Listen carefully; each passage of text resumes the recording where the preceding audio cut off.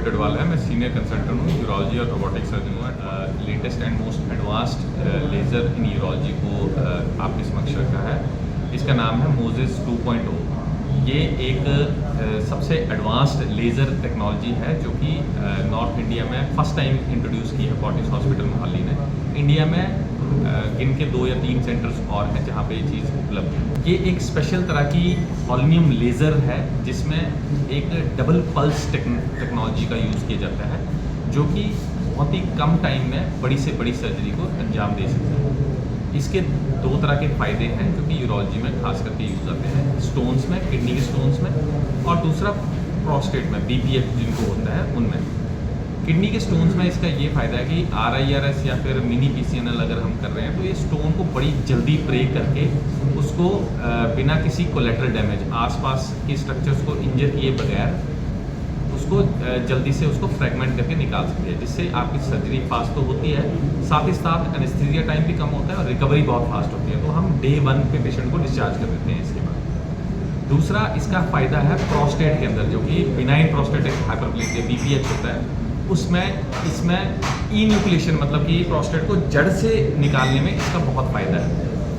देखिए BPH के लिए 2-3 तरह के ट्रीटमेंट अवेलेबल है। एक ट्रेडिशनल ट्रीटमेंट है जिसे TURP कहते हैं, ट्रांसरेक्टल रिसेक्शन ऑफ प्रोस्टेट। ये पुराना तरीका है जिसमें दूरबीन के द्वारा प्रोस्टेट को कुरेद के अंदर से निकाला जाता था। इसमें bleeding, infection, leakage of urine के चांसेस तो होते ही थे, बट बड़ी प्रोस्टेट को डील नहीं कर सकते थे क्योंकि बड़ी प्रोस्टेट में वाटर एब्जॉर्प्शन इतनी हो जाती थी कि पेशेंट को ICU में ले जाने की नौबत तक आ जाती थी। तो अगर 80 ग्राम या 100 ग्राम से ऊपर की प्रोस्टेट हो तो हम स्टेज्ड प्रोसीजर बोला जाता था उनको कि आधा अभी कर देते हैं, आधा 1-2 हफ्ते बाद कर देंगे।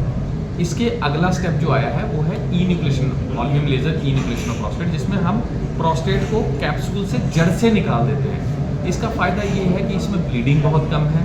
ब्लीडिंग कम है तो इसमें कॉम्प्लिकेशन वगैरह होने के चांसेस बहुत ज़्यादा कम है।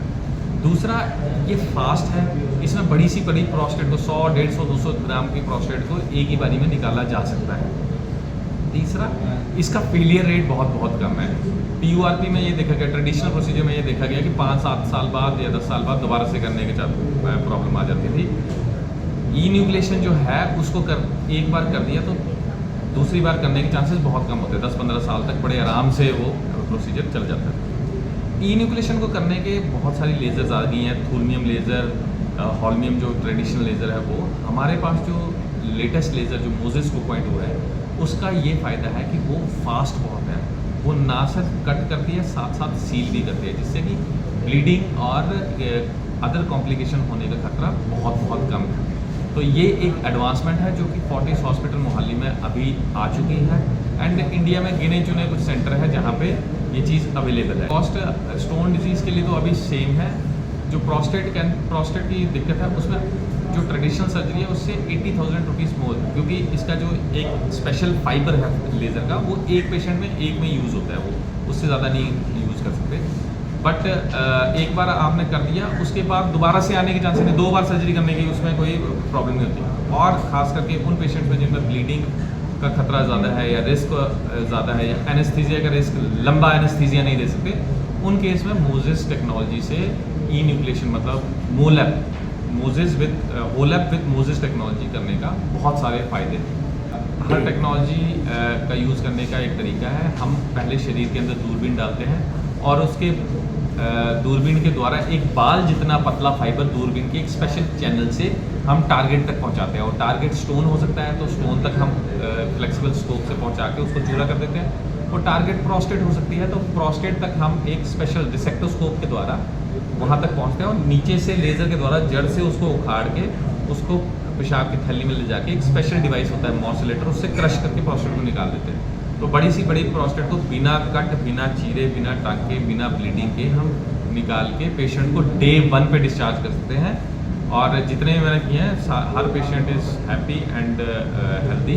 जिनको ये बोला गया था कि 2 बार या 3 बार में किया जाएगा उनको एक बार में हम 1-1.5 घंटे में ऑपरेट करके निकाल सकते हैं। तो इसीलिए मैं आपके समक्ष आया ये बताने के लिए कि नई टेक्नोलॉजीज़ जो हैं हमारे बेटरमेंट के लिए ही हैं और जितना हम नई टेक्नोलॉजीज़ को अडॉप्ट करेंगे उतना लाइफ आसान। तो बार स्टोन होने का खतरा हर पेशेंट में होता है। स्टोन एक अकेली बीमारी नहीं है जो एक बार करके आपने ख़त्म कर दी।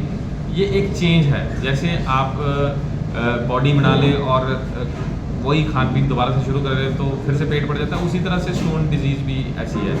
आपको अपने साथ स्ट्रिक्ट रहना पड़ता है।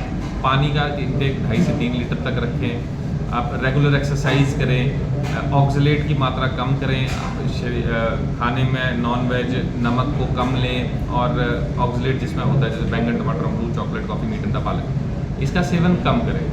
कर्ड का सेवन ज़्यादा करें। ये सारी चीज़ें छोटी छोटी चीज़ें हैं जो कि बहुत बड़ा डिफरेंस बनाती है। स्टोन कभी भी एकदम से नहीं बड़ा बन जाता, वो स्टार्ट विद स्मॉल फ्रेगमेंट और उसके ऊपर लेयरिंग होकर बड़ा होता है। तो अगर आप रेगुलर एक्सरसाइज और चलते फिरते रहेंगे तो स्टोन बड़ा होने के चांसेस नहीं होंगे और पेशाब में निकल जाएगा।